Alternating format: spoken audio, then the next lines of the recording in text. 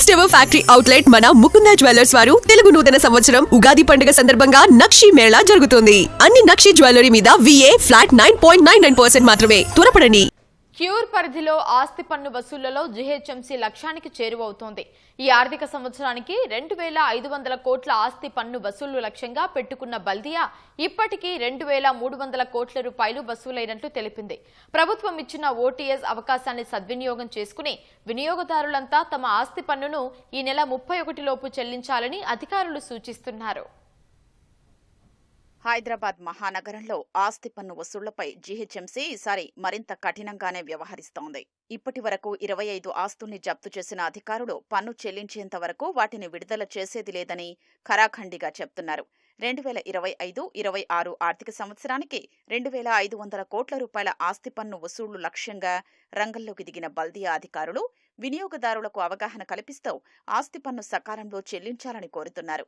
Cure పరిధి అంటే హైదరాబాద్, మల్కాజ్గిరి, సైబరాబాద్ కార్పొరేషన్ల పరిధిలో ఇప్పటి వరకు 2,300 కోట్ల రూపాయలు వసూలైనట్లు GHMC ఉన్నతాధికారులు తెలిపారు. మార్చి 31 వరకు గడువు ఉండడం, ప్రభుత్వం కూడా వన్ టైం సెటిల్మెంట్ పథకం కింద వడ్డీలో 90% రాయితీ కల్పించింది.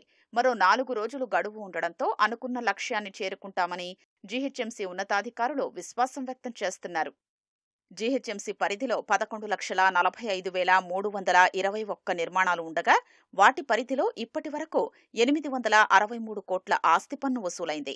అలాగే సైబరాబాద్ మున్సిపల్ కార్పొరేషన్ పరిధిలో 9,43,432 నిర్మాణాలు ఉండగా 916 కోట్ల ఆదాయం సమకూరింది. మల్కాజ్గిరి కార్పొరేషన్లో 7,91,507 నిర్మాణాలకు 502 కోట్ల రూపాయల ఆస్తి పన్ను వసూలైనట్లు బల్దియా తెలిపింది. ఈ స్థాయిలో ఆస్తి పన్ను వసూలవడానికి 3 నెలల ముందు నుంచే OTSను అమలు చేయడం బాగా కలిసొచ్చిందని అధికారులు చెప్తున్నారు. OTSను ఉపయోగించుకున్న లబ్ధిదారులు కూడా గతంలో కంటే ఈసారి ఎక్కువే ఉన్నారని GHMC చెప్తోంది.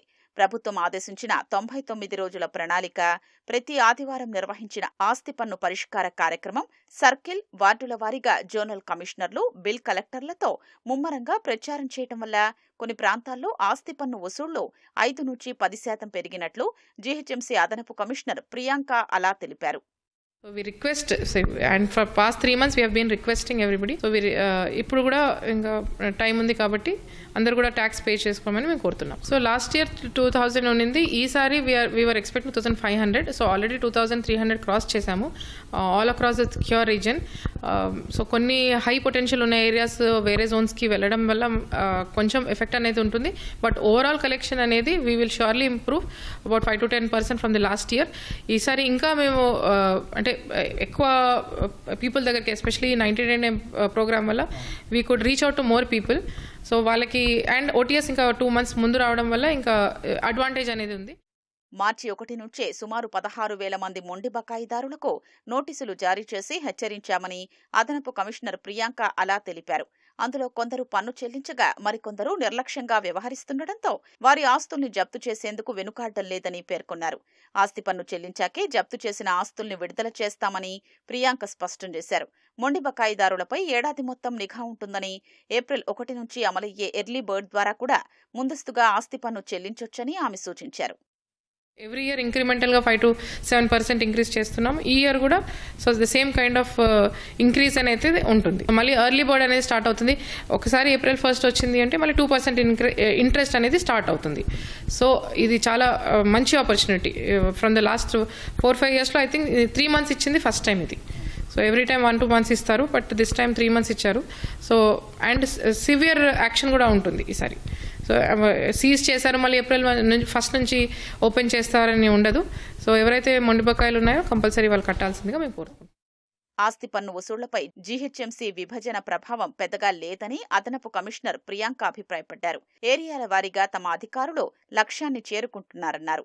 నగరంలో ఆస్తి పన్ను చెల్లించే వారంతా ఈ నెల 31 అర్ధరాత్రిలోపు సమీపంలోని మీ సేవా కేంద్రాలు, మైక్యూర్ యాప్లను సంప్రదించి పన్ను చెల్లించాలని ప్రియాంక అలా సూచించారు.